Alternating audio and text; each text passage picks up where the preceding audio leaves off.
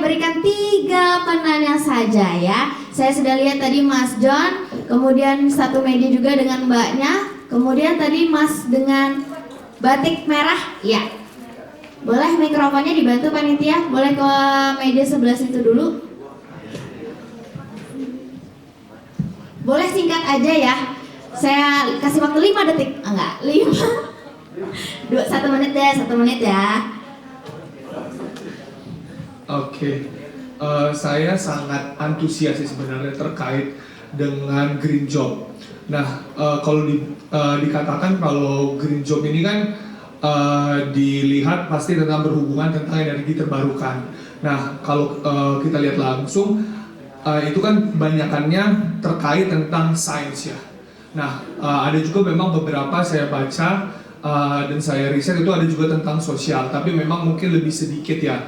Nah, menurut Bapak Ibu atau Mas Mbak, bagaimana sih kompetensi supaya kita mendapatkan skill kompetensi tentang green job, apa saja yang perlu kita persiapkan? Karena kalau dikatakan 10-15 tahun lagi itu cepat, jadi kita butuh percepatan juga karena kita lihat juga bahwa kurikulum kita belum sampai ke sana ya, ke green job. Nah, itu perlu ada tambahan kita cari di luar. Nah, itu yang kita perlu tahu terlebih dahulu. Kemudian kalau terkait pengelolaan sampah, itu saya melihat bahwa Banyumas, Bali, Ciamis itu baik untuk pengelolaan sampah. Nah, menurut Mas dan Mbak, bagaimana sih Kaltim bisa menuju sampai sana? Karena menurut aku di sana itu baiknya karena pemerintahnya sangat serius untuk itu, di mana dia membuat tempat pengelolaan sampah yang baik dan dia membuat perda juga untuk pengelolaan sampah itu. Nah, bagaimana kita sampai ke situ tuh? Apakah sudah ada tindakan ataupun sudah ada langkah-langkah strategi untuk itu? Dan yang ketiga, pertanyaan saya, di Samarinda ini bukan sedikit tapi banyak sekali komunitas anak muda yang fokus terhadap lingkungan seperti WCD, ada pangan, ada banyak sekali yang saya dengar. Kemarin saya bertemu banyak sekali yang didanai oleh Pertamina dan banyak lainnya. Tapi bagaimana mereka bisa dipersatukan untuk membantu teman-teman yang bantu dari mungkin Mbak Dianisa yang sudah pengalaman untuk itu, karena saya belum melihat ada kegiatan yang bersama untuk perbaikan lingkungan karena saya percaya bahwa ketika kita bersama-sama kita akan bisa berlari. Kalau sendiri-sendiri mungkin kita akan jalannya lebih lambat. Nah, menurut aku kedepannya itu akan bisa menjadi strategi yang baik. Terima kasih. Terima kasih. Baik, ini mau ditanggapi dulu atau kita tampung? Sebenarnya ditanggapi dulu ya. Boleh kali dari Ibu Sari terkait pertanyaan Mas John. Baik, terima kasih atas pertanyaannya. Benar, kurikulum kita itu masih belum mengarah kepada hal-hal yang mendukung transisi energi. Tapi ada kurikulum MBKM, Kampus Merdeka itu sudah meminta universitas-universitas, terutama di Kaltim juga, saya rasa seluruh Indonesia sih ya, itu fokus terhadap hal-hal apa yang bisa dikembangkan sesuai dengan komunitas daerahnya.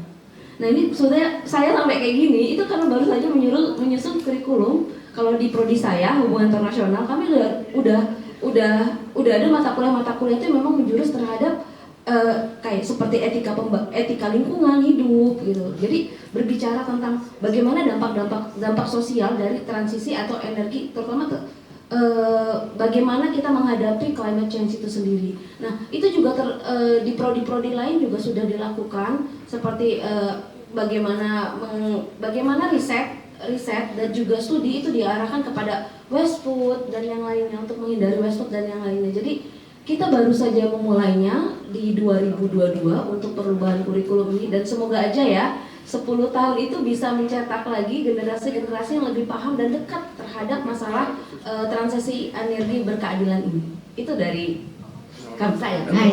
Oke, baik. Terima kasih Bu Sari. Untuk pertanyaan Mas John yang kedua tadi terkait movement seperti ada di Banyuwangi dan di provinsi lain, apakah di kota kita juga sudah ada proaktif seperti itu? Mungkin dari Pak Dut bagikan terkait pergerakan-pergerakan itu. Ya, memang ini tidak bisa sendiri ya. Artinya ini harus ada paling tidak ada upaya dari berbagai pihak.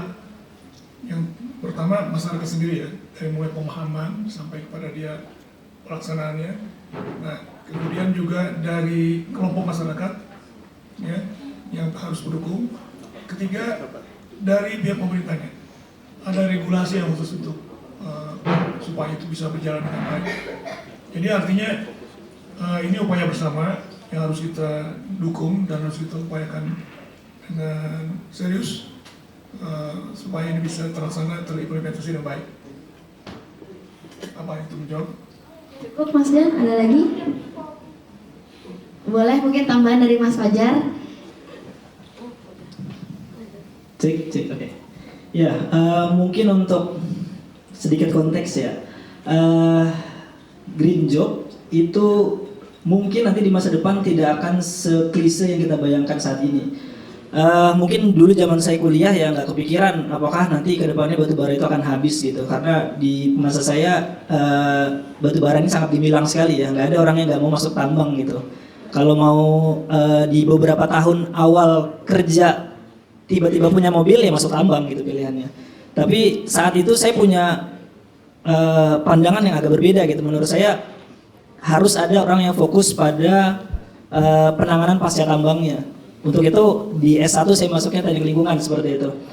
Dan iya itu saat itu memang butuh effort yang lebih ya, karena sebagaimana yang sudah bisa kita tebak bahwa di awal masa kerja saya tidak dapat penghidupan yang saya mau saat itu ya. Karena memang saat itu masih sangat terbatas. Dan ini juga mungkin harus dipahami oleh teman-teman sekalian bahwa jalan menuju ya EBT salah satunya dan sustainability yang lebih baik ke depan mungkin tidak akan semudah yang kita mau seperti itu. Tapi ini worth it. Saya sampai ada di posisi yang sekarang bisa bekerja dengan BUMN internasional. Ini bukan hal yang tiba-tiba saya rencanakan sebelum kuliah, saya masuk kuliah, kemudian lulus kuliah saya dapat. Bukan hal yang semacam itu ternyata yang terjadi dalam dunia yang real seperti itu.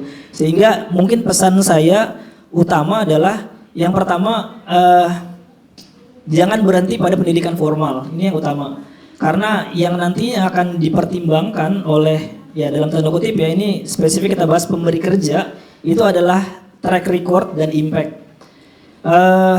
Background pendidikan iya mungkin akan jadi pertimbangan, tapi sangat ditentukan oleh performa nantinya, keberlanjutan dari pekerjaan teman-teman sekalian.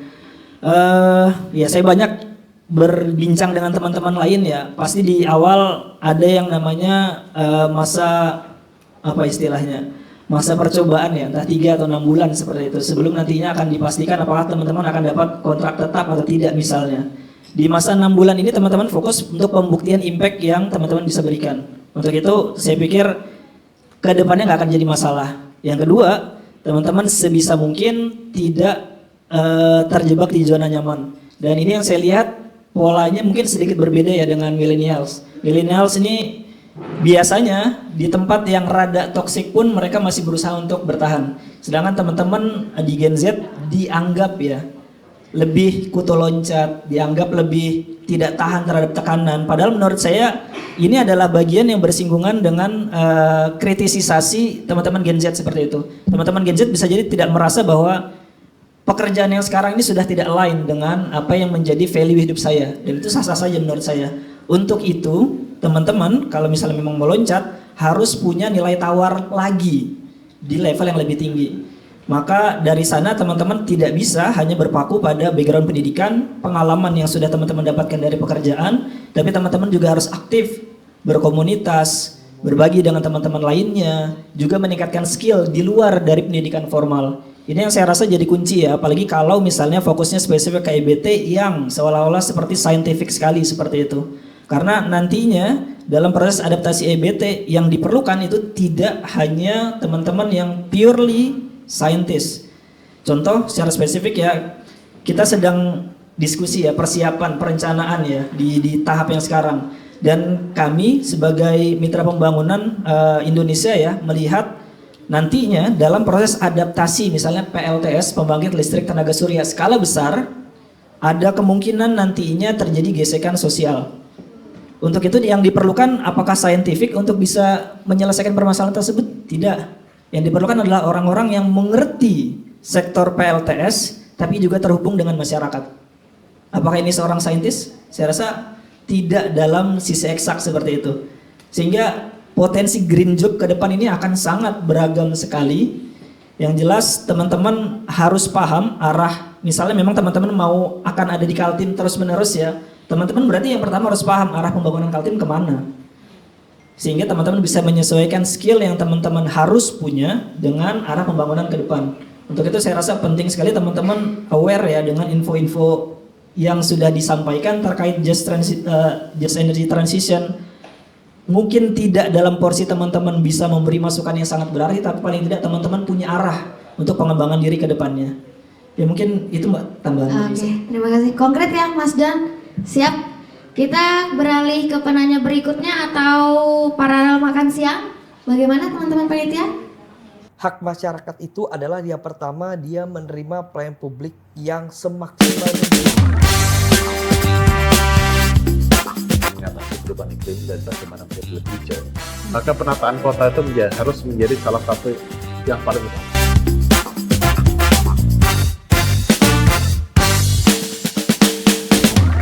Insya Allah tahun 2026 itu adalah menutup tambang batu bara.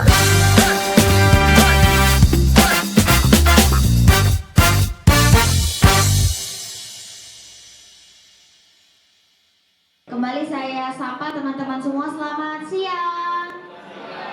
Selamat siang. Boleh jawab siang-siang luar biasa? Selamat siang. Siang luar biasa. Tepuk tangan untuk kita semua.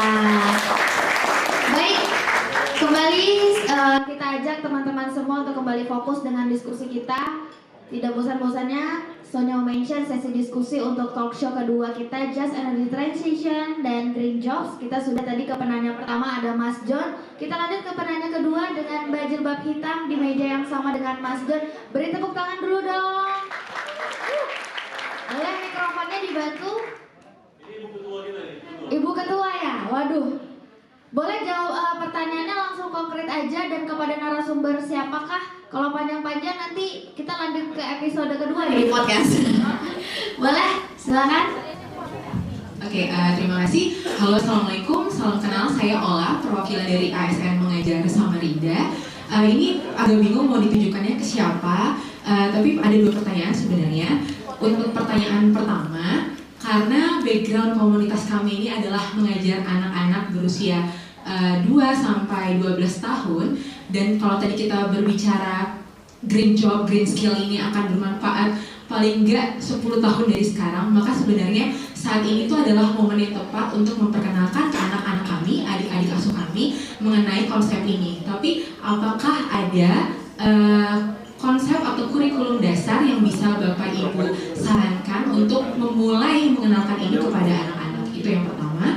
Dan yang kedua, saya punya program individu yang bernama Donasi Revisi dan sudah berjalan dari 2017. Jadi sebenarnya program ini hanya program sederhana dari mengumpulkan limbah-limbah kertas yang kami dapatkan dari teman-teman yang sudah tidak yang sedang menyusun skripsi atau tesis, lalu kertasnya sudah tidak terpakai, dikumpulkan di kami jual, lalu nanti hasilnya kita gunakan untuk memberdayakan anak-anak asuh kami. Nah, sebenarnya ini pertanyaan silly question sekali, tapi mungkin ke Mbak Dianisa, saya cuma penasaran, jadi karena sudah selama 2017 ini saya melihat naik turun rate harga kertas yang beragam gitu ya, dari dulu di Jogja ke Jakarta terus di Samarinda.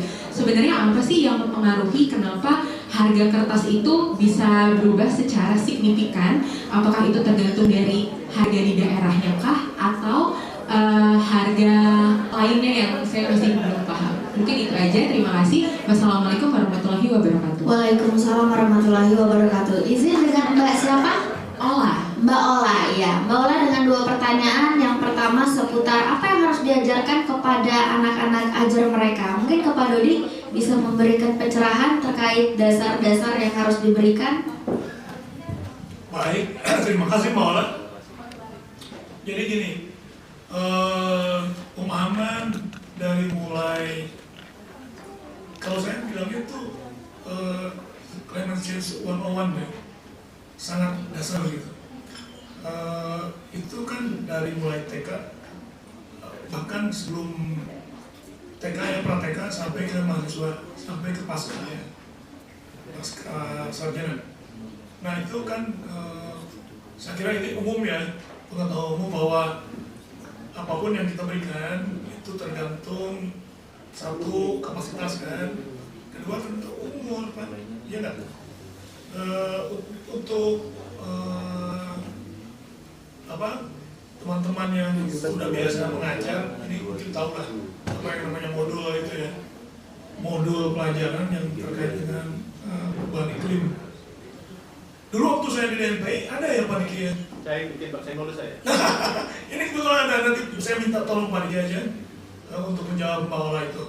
Ya kalau dari saya mungkin itulah disesuaikan itu modulnya Pak Diki ya. Oke, baik. Izin boleh tambahan dari Pak Diki mungkin untuk jawaban dari Mbak Ola. Bisa dibantu teman-teman panitia sedikit dari Pak Diki ya.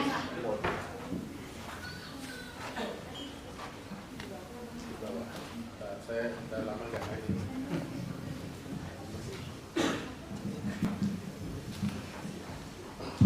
Baik, terima kasih Mbak Ola atas pertanyaannya. Jadi sekarang ini ya, sekarang ini memang kami sedang susun. Kami ini kebetulan saya juga lagi bantu timnya Muhammadiyah itu untuk susun kegiatan untuk just energy transition, dan kemudian ini akan masuk juga sampai ke kurikulum.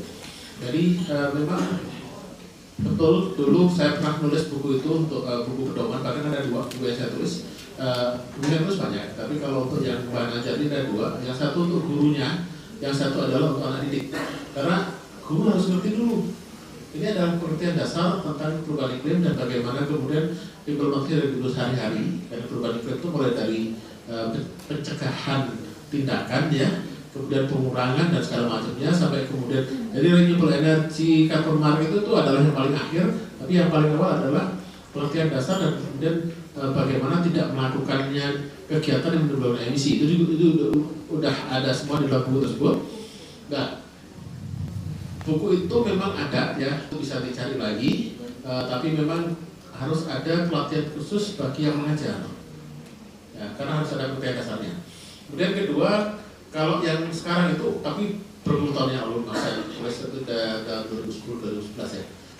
Kalau yang sekarang yang dikembangkan oleh teman-teman di Muhammadiyah itu adalah bahan ajar untuk SD, SMP, SMA, tapi tidak secara khusus, tapi masuk dalam kurikulum IPA, IPS dan kemudian matematik. Jadi mereka mencoba mengajarkan katakan apa itu perubahan iklim di IPA gitu ya. Kemudian kalau misalnya hitung-hitungan mengenai bagaimana menghitung air terjun menjadi listrik itu adanya SMA tingkatannya, tapi adanya di matematika atau adanya seperti itu pendekatannya. Ini sekarang sedang dilakukan penyusunannya. Ya kebetulan saya juga konsultan Muhammadiyah, jadi saya ngerti tahapannya. Mungkin nanti juga bisa langsung berhubungan dengan teman-teman Muhammadiyah, dan tim namanya juga di bawah Muhammadiyah itu adalah tim Majelis Lingkungan Hidup Muhammadiyah, itu bisa dihubungi itu Bu. Jadi insya Allah nanti akan bisa nyambung, karena mereka sekarang lagi coba lakukan integrasi. Tapi sekali lagi tidak harus kemudian ada buku secara khusus. Kalau kemudian Ibu dan teman-teman sudah punya ilmu tersebut, Ibu betulnya bisa menjelaskan di kehidupan sehari-hari. Mulai contoh-contoh nyata itu juga bisa dilakukan. Apa itu sebetulnya gambut, apa itu gambut itu emisi atau tidak, bagaimana serapan karbon, atau bagaimana kemudian tingkat kandungan energi di dalam batu bara dibandingkan dengan gas, dibandingkan minyak, itu betulnya bisa, dan itu bisa dihitung semuanya masuk dalam mata pelajaran yang sudah ada. Jadi tidak harus baru ya. Terima kasih. Terima kasih Pak Diki. Bagaimana Mbak Ola? Terjawab? Baik. Selanjutnya untuk pertanyaan Mbak Ola yang kedua, untuk Mbak Dianisa tadi sedikit seputar kertas dan lainnya, itu boleh dijawab Mbak Dianisa? Oke, untuk halo Mbak Ola. Jadi untuk harga limbah kertas atau daur ulang ya berarti ya. Jadi kalau misalnya di kita kebetulan ada industri yang mengelola. Jadi biasanya hampir semua limbah itu entah itu minyak jelantah, turun.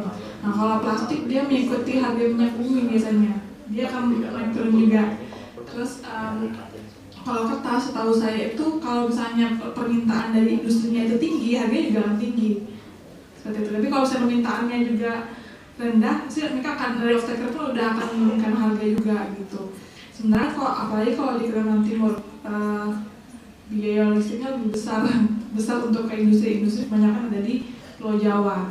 Seperti itu. Jadi kalau misalnya membuat harga, mungkin harga di Pulau Jawa lebih tinggi dibandingkan harga di sini. Itu karena memang logistiknya juga lebih biaya juga besar seperti itu. Seperti itu sih Mbak, semoga menjawab ya. Cukup ya Mbak Ola. Baik, terima kasih. Tepuk tangan buat Mbak Ola. Berikutnya kita ke pertanyaan terakhir. Boleh ke Mas Baju Batik, teman-teman dibantu mikrofonnya. Boleh ditujukan kepada siapa dan pertanyaannya apa. Boleh konkret ya Mas.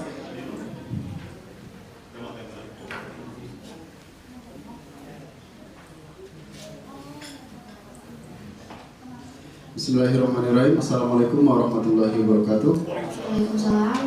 Nama saya Andika, saya dari Jemaat Ahmadiyah cabang Bontang. Tadi pemaparan dari bapak-bapak dan ibu-ibu terkait Just Energy and Green Job itu sangat luar biasa. Banyak sekali poin-poin yang saya dapatkan.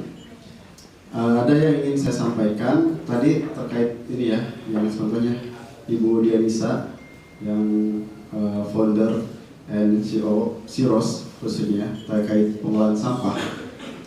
Nah, di Ahmadiyah juga paling kita hanya ada gerakan Clean the City, komunitas yang didirikan oleh Ahmadiyah sejak 2015, yang mana setiap awal tahun baru seluruh cabang Jemaat Ahmadiyah di Indonesia berupaya untuk turun ke lapangan untuk ikut bersih-bersih sampah.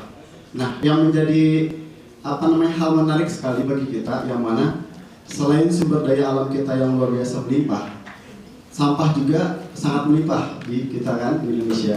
Nah, ada satu negara namanya Swedia. Ini pernah saya baca di media sosial.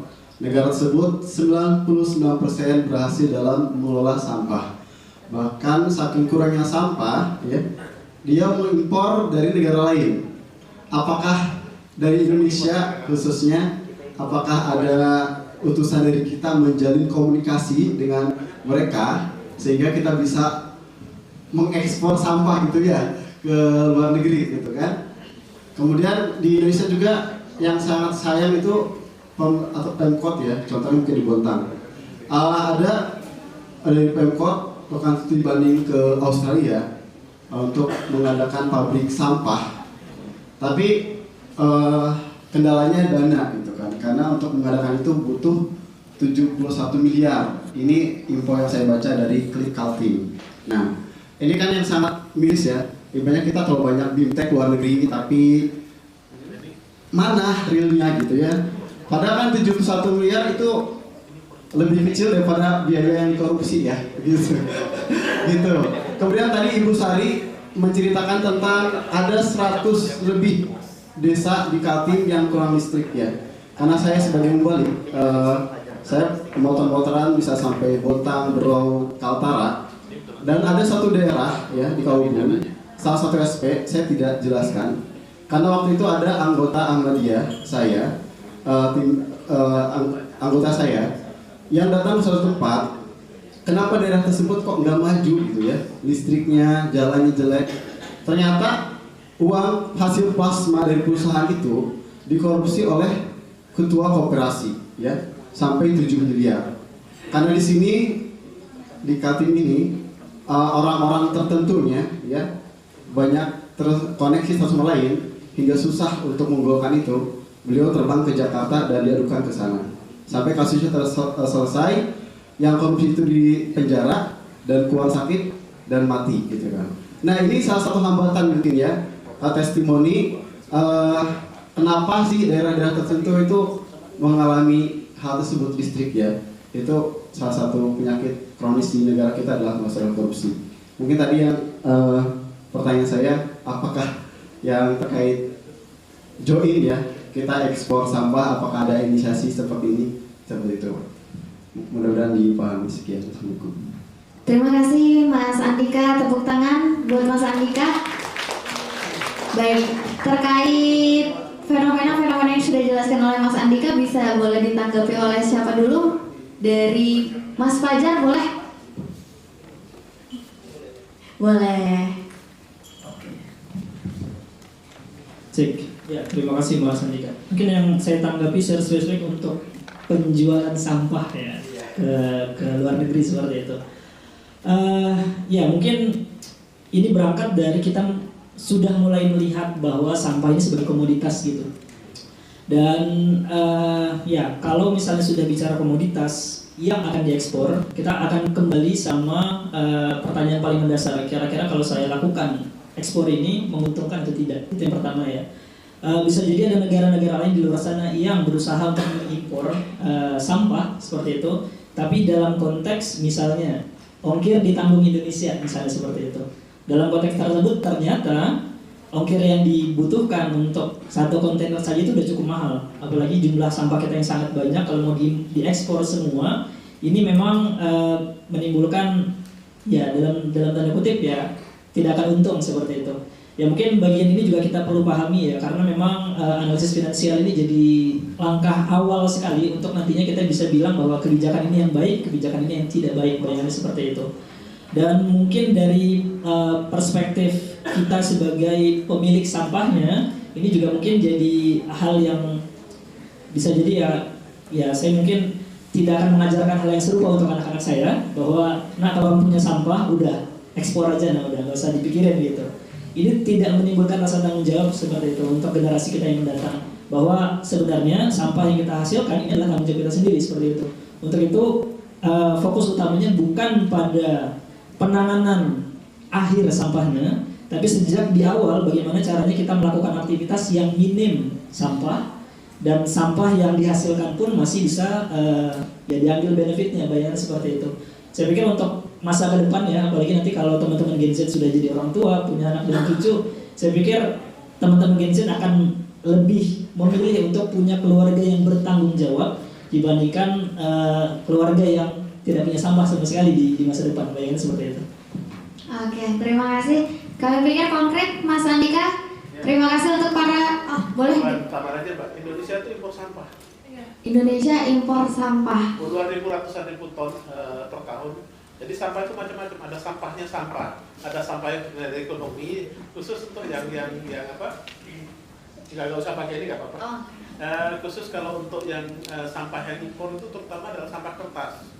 Dan banyak pabrik kertas kita itu kemudian tidak bikinnya dari pulp, tidak dari bubur kertas, tapi dia impor sampah dari mana-mana, dari Jepang, dari Singapura, dari mana-mana. Kemudian di sini proses lagi jadi bubur lagi. Biasanya di corrugated paper ya, atau apa karton yang coklat itu atau kertas yang coklat itu semuanya adalah sampah impor. Oke, itu jadi tambahan informasi dari Pak Diki. Terima kasih Bapak. Dari terkait fenomena ini, Kak Dianisa ada tambahan sedikit? Dipantik nih soalnya nih ya. Jadi memang betul yang disampaikan Pak Dika ya. Jadi di Indonesia betul kita impor sampah, juga ekspor sampah, kita juga ngirim. Dan betul juga yang disampaikan Pak Fajar, memang biaya untuk pengirimannya juga besar gitu ya. Nah kalau dibandingkan dengan Swedia itu sistemnya setahu saya itu waste to energy, mereka ada pembakaran tapi terkontrol. Sama kayak Singapura, mereka juga melakukan pembakaran dan terkontrol dan proven. Nah di Indonesia itu belum ada. Jadi untuk menuntaskan masalah sampah yang seperti itu yang skala besar. Nah, kenapa Indonesia harus impor? Karena kalau yang khususnya pas saya lihat, kalau tadi yang dijelaskan tadi kali kertas ya, kalau plastik, kenapa harus impor sampah? Karena kualitas sampah plastiknya aja nggak bagus di Indonesia. Karena harus ambil TPA dulu, jadi harus terbuang dulu baru akan dipilah. Nah, sementara di industri butuhnya adalah sampah yang langsung dari hulu, yang dari sumbernya, dari kitanya baru langsung dipilah, bukan dari sampah dulu baru dipilah. Makanya kalau kita di industri ke industri itu kualitas sampah dari Indonesia tuh mohon maaf tuh sangat lumayan jelek ya kualitas, karena ambilnya dari tempat sampah, dari TPA. Nah makanya mereka harus ambil kualitas sampah yang lebih baik dari luar negeri. Jadi seperti itu. Makanya ada namanya yang sampah Indonesia, bahkan 30% ya kalau misalnya Mas Andi ya, 30% itu sampah plastik. Padahal Indonesia, baru saya lihat berita kemarin, Indonesia penghasil sampah nomor 1 di dunia. Baru saya lihat beritanya. Seperti itu. Ya semoga nanti kita mungkin ada inovasi-inovasi yang lebih baik lagi dalam pengelolaan sampah biar tuntas, karena satu hari 500 ton sampah masuk di TPA, 500 ton itu juga harus terkelola. Nah, itu bagaimana caranya? Seperti itu. Baik, terima kasih Mbak Dianisa dengan segala tadi tambahan informasi. Harusnya itu membuka cakrawala kita bahwa ini adalah peluang untuk green jobs yang akan datang.